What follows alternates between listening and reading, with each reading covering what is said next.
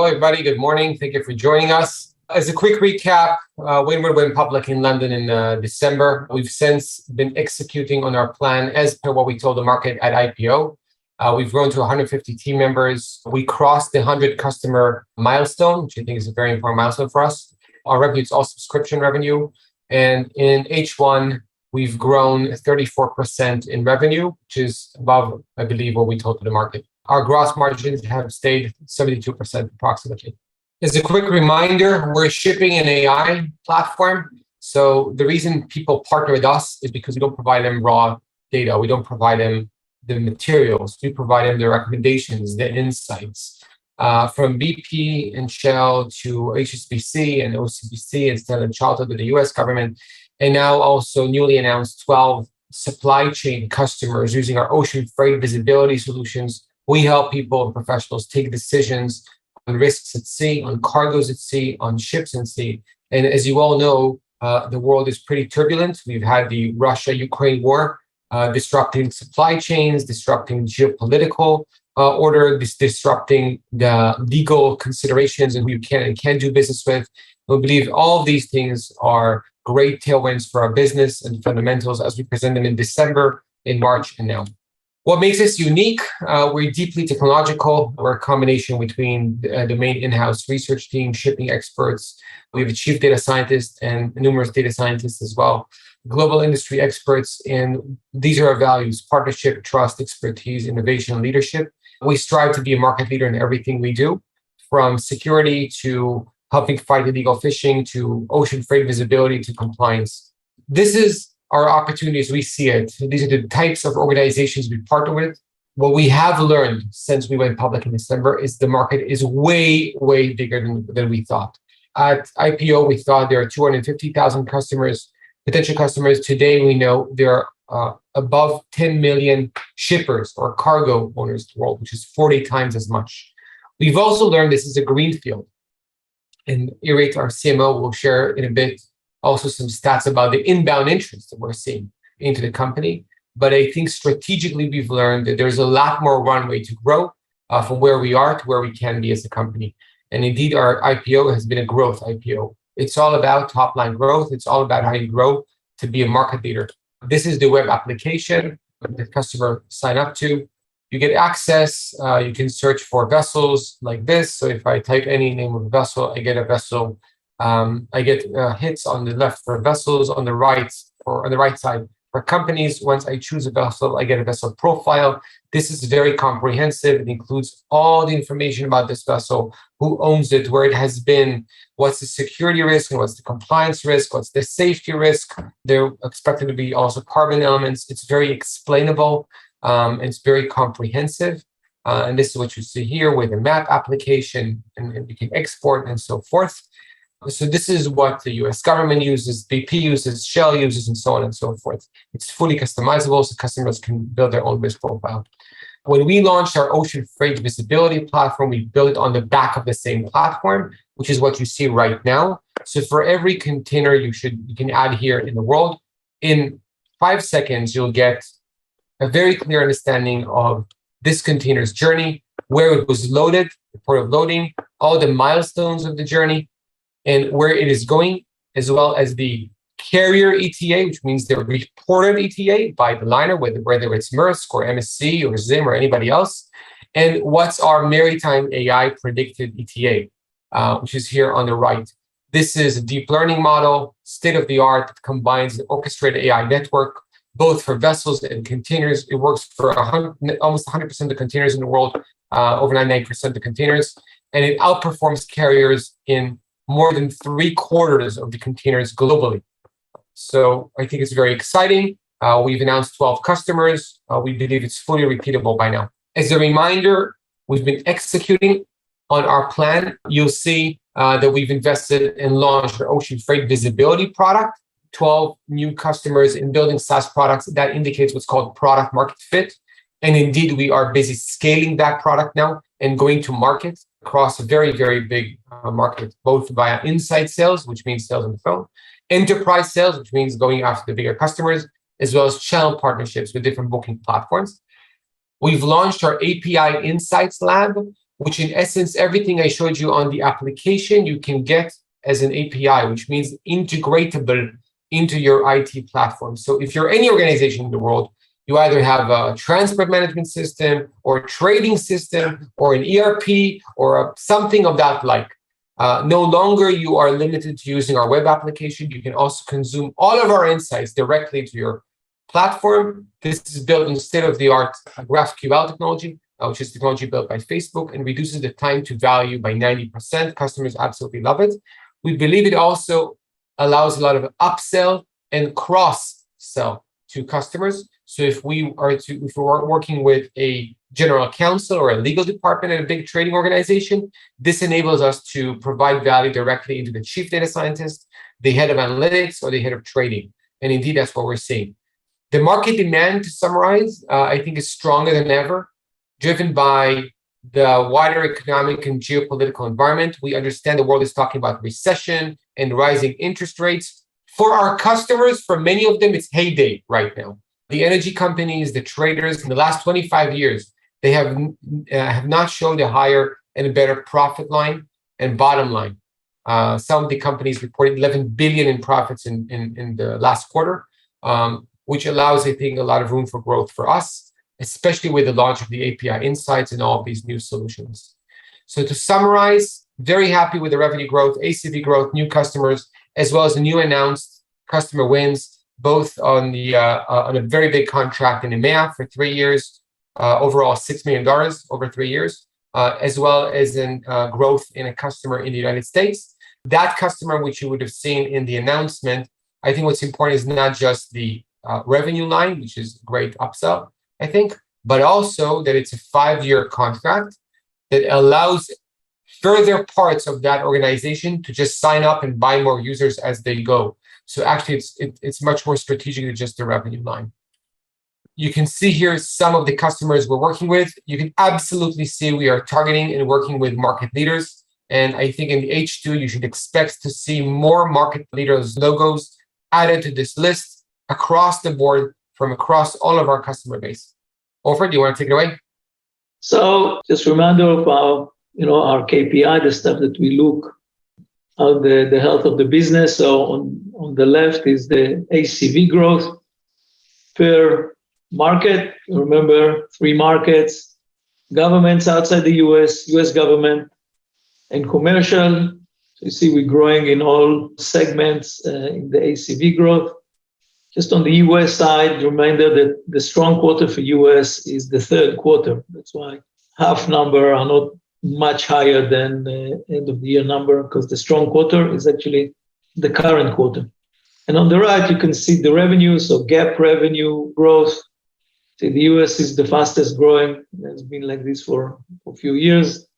Commercial is growing, and of course, the rest of the world government is growing slower, as we predicted. This is the customer count. I think that's very visible that most of the growth is on the commercial side. This is the biggest market we go after. Low average sales price, but essentially from our standpoint, endless market, and we just need to sign as many customers as we can, and this bar will go up and up and up. I think you know this slide. I just arrange it to be more easy to read on an annual basis and half-year basis. So you can see growth continue just as we predicted, continue to grow. P&L, if you look at the right hand, that's the 6-month number. So essentially same gross profit margin as last year. We believe it will start to increase in the second half of the year. As we long-term, we target higher gross margin. We said late 70s, early 80s, probably next year.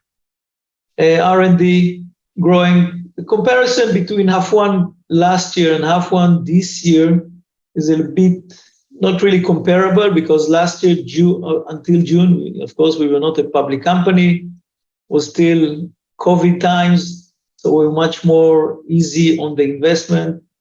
If you compare it to the second half of last year, you see the numbers are similar. We still continue to grow, but not as much as we grew since the second half of last year. Operational cash flow goes pretty much together with the expansion of expenses. So if you look at the adjusted number, because when you look at the financial statement, there's some stuff that is part of operational for accounting, but to understand the business, there's still 800,000 that have nothing to do with the operation. It was this payment for IPO-related expenses that paid this year. So the actual number to compare is 8.8 to the 6.2. The difference is very similar to the loss difference. And then the rest is the investing, the financing. And I would mention two things here. First is the way the cash runs in this company. This is a structural status that we have. It will change only once the commercial business will be much, much larger than it is today. So our inflow of cash is mostly at the second half of the year, because that's when we get paid from the government. Usually they sign at the end of the year and they pay at the end of the year. So that's why most of the cash come in at the second half of the year historically. And then expense side, many of the payments that we do are done at the beginning of the year. All right. So we buy data on a subscription base, like we collect from our customers at the beginning of the period. They collect from us at the beginning of the period, which is usually at the beginning of the year. So most of our data we buy upfront for the year. That's one. And one other element, which is annual bonuses, which are usually paid at the beginning of the year for the previous year numbers. So that's why more expenses are paid upfront at the beginning of the year. That's why always our cash flow, at least for the foreseeable future, in the first 6 months of the year will be negative, at least for the next 2 years. But we see positive cash flow for the second half of the year. Now, clearly, as we go and become close to profitable, the cash flow will be much better. Usually, our cash generation comes before the revenue. Right? Subscription, we collect upfront. The other number here I'd like to mention, which had a big effect this last few months, is the effect of exchange rate. So we report in dollars, we receive most of our revenue are in dollars, but we operate in countries that are not operating in dollar, both Europe, UK, and of course Israel. And the strengthening of the dollar is really since late April, suddenly strengthened. We had a lot of cash from the IPO in pound, and so we did get an effect, and so that's the number. That was essentially a one-time effect that's not going to continue. So that's the balance sheet. I don't think there's anything specific. So cash is close to 28 million. Deferred revenue still high, should grow by the end of the year. As we are collecting, the second half will be a much higher collection. And one other part, you see the IPO, just one other line, is the IPO-related payable that we had in December. This is 4.5 million, 800. It's part of it, the 800 I showed earlier. The rest was actually, we were just a pass-through for payment to shareholders that sold in the IPO.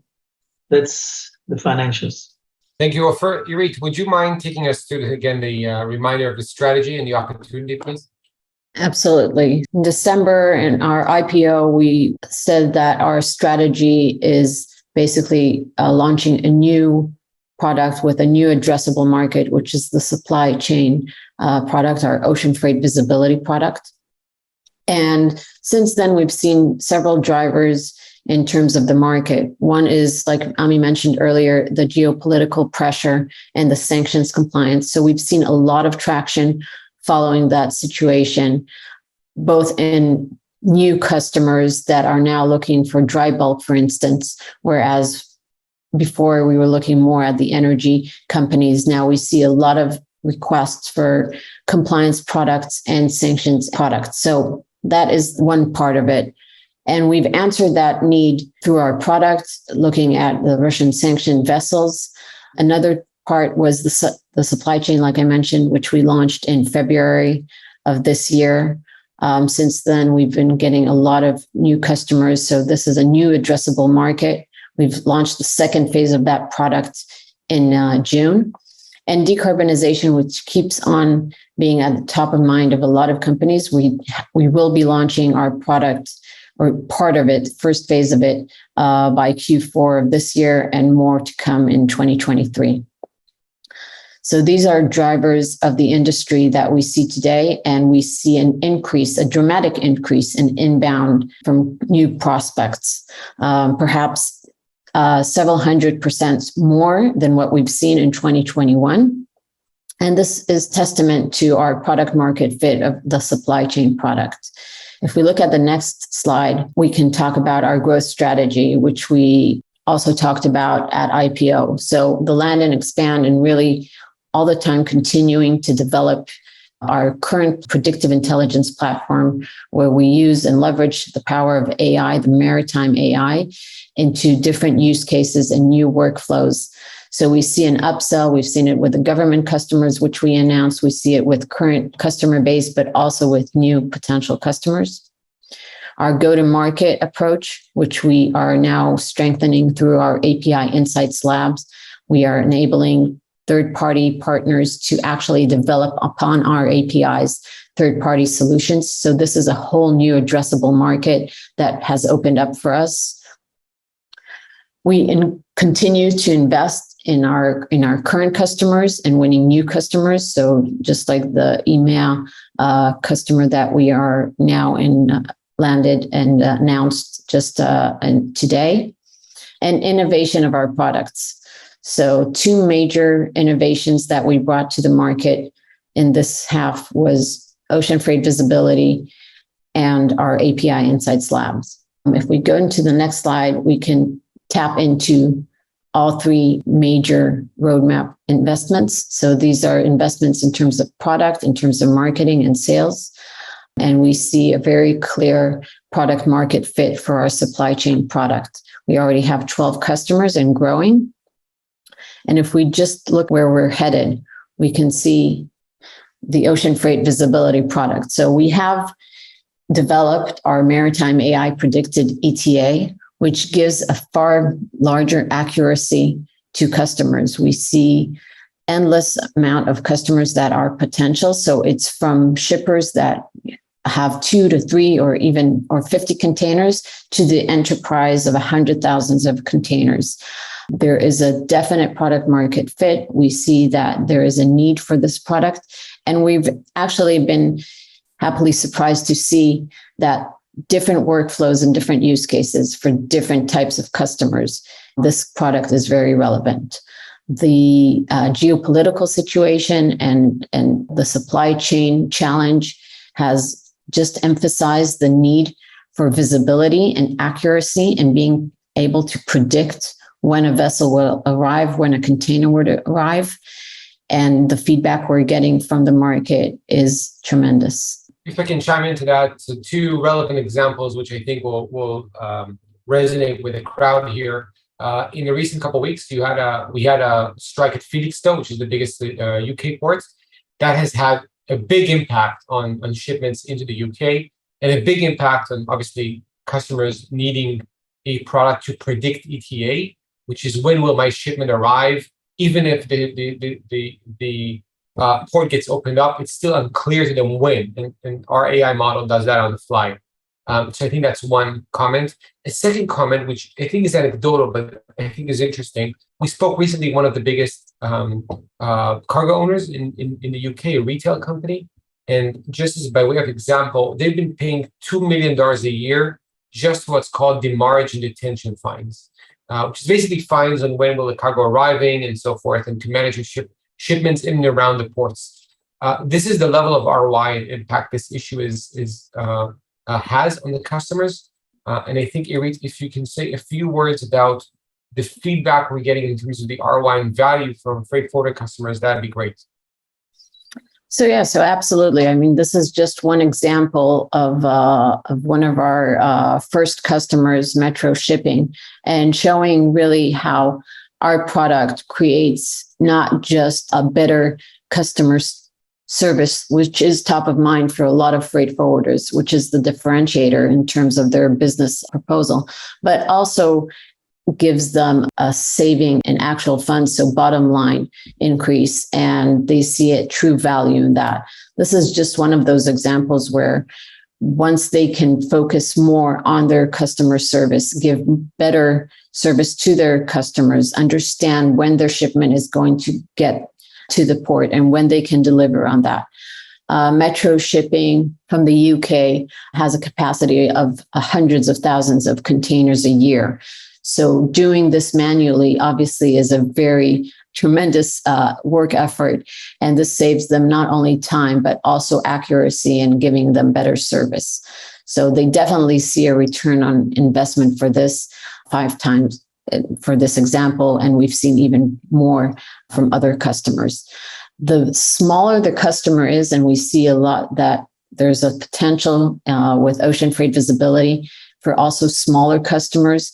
So their need for accuracy grows even more since they are very dependent on those 100 or 500 containers that they ship a year. So the business value of that would be even higher. And that's the feedback we've been getting from our current customers. Throughout the next quarter and moving forward, we will be publicizing some of those customers and having some press releases on that. But I can say that we see a definite product market fit, not only for freight forwarders, but also shippers from the smallest to the largest. And this is, like I said, just one of those examples. Sounds good. Maybe we'll also share one of the case studies from our compliance customers. So basically, I think this has been even highlighted more because of the invasion from Russia, by Russia into Ukraine. And it really makes traders and energy companies and shipping companies have to do more due diligence in terms of where is the cargo coming from, which is the vessel I'm chartering, am I unwittingly buying or selling Ukrainian grain that has been smuggled by Russia? Am I selling Iranian oil or Venezuelan oil or any type of other sanctioned goods? Indeed, the value of RAI is at the end of the day doing more business. We're clearing 75% of the alerts and the false alerts that people have been getting, just allowing them to focus on more business. As an anecdote, I met one of the biggest traders in the world a couple of weeks ago in Houston. And he said, listen, can I give you a name of vessel? And I said, yes. He gave me the vessel. I showed him the vessel. And I said, listen, I see absolutely nothing wrong about this vessel. Sounds perfectly fine to me. And he says, I agree with you. I know it didn't go into Iran and I can work with it, but I have a false alert with the platform I'm using. And now I need to spend 2 or 3 hours a day to prove it's not the case. These are exactly the stories that make people choose our platform, especially the biggest players and the market leaders. And I would expect to hear more of us in H2 about key market leaders signing up to using this platform. Actually, the API Insights Lab is key for this because the bigger you are, the more sophisticated you are, the bigger your IT team is, and the bigger you want to implement Windward into your IT, which we've done in BP and Shell and other companies. But now with the API Insights Lab, we're going to do this at scale with all of our customers. Right. So just to add on that, Ami, the API Insights Labs basically provides 2 options, either predefined off-the-shelf packages of APIs for specific workflows and use cases for customers to easily adapt into their IT systems, or they can pick and choose whichever APIs they feel are right and specific for their needs. So this is really about customizing their workflows and taking the platform and utilizing it for their needs. This increases the flexibility. It definitely increases stickiness with customers. So once you're integrated into their IT systems, it's a big hassle to take you out. And this is something that we see both from large customers, but also from the smaller ones. And this is also an opportunity for us to have a much larger addressable market. So working with third-party partners that provide other applications that are not necessarily part of our platform, but are for specific needs for customers.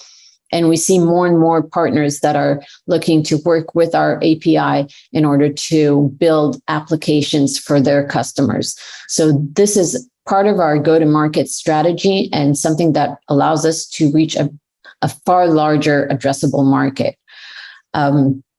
And once again, we've launched this only at the end of June. So this is still evolving, and it's both for current customers and a way for us to increase our reach within the customers, but also for new customers and new customer base.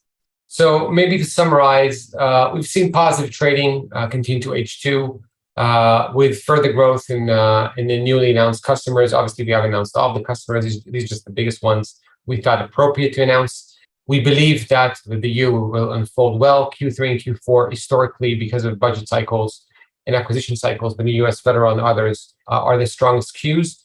Please mind you that as management, we've pushed to launch ocean freight visibility and API insights at H1 in order to allow us enough time to engage with customers and grow our customer base and our revenue in H2. So all this ramp up, we expect to reap the rewards of in H2 and beyond that. I would like to reiterate, we will continue to invest in technology. We believe this is a greenfield. There's endless amounts of growth. At the end of the day, the best product wins. And we hear that from customers. Once you put the data and the insights in customers' hands, that's where the advantage lies. You should expect further innovation from us on that. We will continue to aspire to be a market leader. And our focus is on top line ACV growth. While we still have a clear roadmap to being positive EBITDA in financial year 2024. A note on the market. Obviously, we're very much aware of the stock market and the risk of averse, let's call it, mood in the markets. We have raised enough cash to take us to profitability. Plus, we have a buffer as a plan of $20 million or so to get us into profitability, which we believe is a very positive thing. We also believe it's a good time to look at acquisitions because of this market. So all in all, management and all the team is heads down execution. We're executing according to our plan and our roadmap. We believe this will continue to reap the rewards.